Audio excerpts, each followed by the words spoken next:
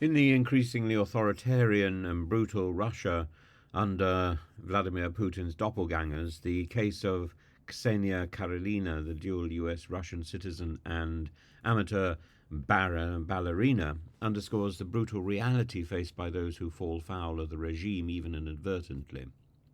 Karelina, who had been living in Los Angeles, returned to Russia to visit her elderly grandmother and her family, only to find herself ensnared in what is some sort of Kafka-esque nightmare. Her alleged crime, a charity donation of £39 to a cause that, according to Russian authorities, amounts to treason. She was arrested in February in Ekaterinburg, the same city where the Wall Street Journal reporter Ivan Gershkovich had been detained a year earlier, drawing international condemnation and finally being released a couple of weeks ago. The circumstances surrounding her arrest are chilling. 3 days before she was due to return to the United States, she was seized by the Russian authorities. The charge of treason, typically reserved for acts that endanger national security, was levied against her for seemingly benign actions, donating money which the authorities claimed was intended for the armed forces of Ukraine, but the Ukrainian charity says it was about humanitarian aid. The sentence? 12 years in a Russian prison. It highlights the extent of the Kremlin's willingness to suppress dissent and punish those perceived as enemies. Regardless of the evidence or the triviality of the actions involved, it sends a message.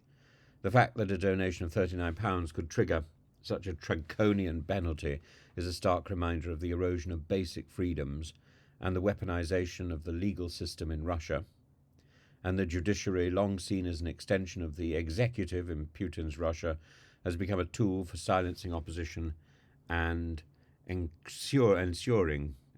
establishing, maintaining control. International reaction, of course, has been swift. The United States, through the National Security Council spokesman John Kirby, has condemned the verdict as vindictive cruelty and a stark illustration that Russia has no real system of justice. The US government has vowed to seek consular access and to work towards Karelina's release, but the path forward is fraught with uncertainty, particularly as there's just been a high-profile prisoner exchange. In a geopolitical landscape where relations with Russia and the West are strained, particularly over the war in Ukraine, cases like Karelina's become pawns in a larger game, and who knows what's going to happen next. There's an interesting article on this. Not very much information in today's edition of TASS, which also tells us, which is something of a relief, I'm sure, to people in Russia, that there's no threat of mpox spreading in Russia. The sanitary watchdog reassures us the situation is under constant control. The press service of the Russian Federal Service for Surveillance on Consumer Rights and Protection and Human Well-being has reassured the public. But the Karelina's case, it highlights the dangers of dual citizens, dual nationals in Russia, particularly those with ties to the West, who are perceived as sympathetic to Ukraine. Karelina's situation is not an isolated incident, but part of a broader pattern of repression that has intensified since the onset of the war in Ukraine.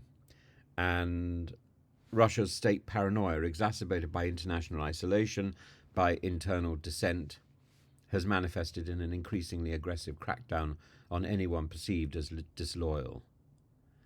The implications of Karelina's imprisonment are profound, not only for her personally, but for the broader Russian society.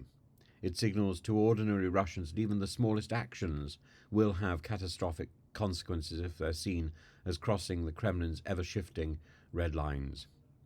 It serves as a warning to the international community about the dangers faced by people in Russia, where legal protections are minimal and demands are high. The rule of law is subservient to the whims of a completely vacillating and irrational state. Ksenia Karelina's tragic case is a powerful symbol of the repressive climate of Putin's Russia. Her imprisonment for a small charity donation reflects the broader suppression of civil liberties and the manipulation of the legal system to silence dissent. And dissent is growing.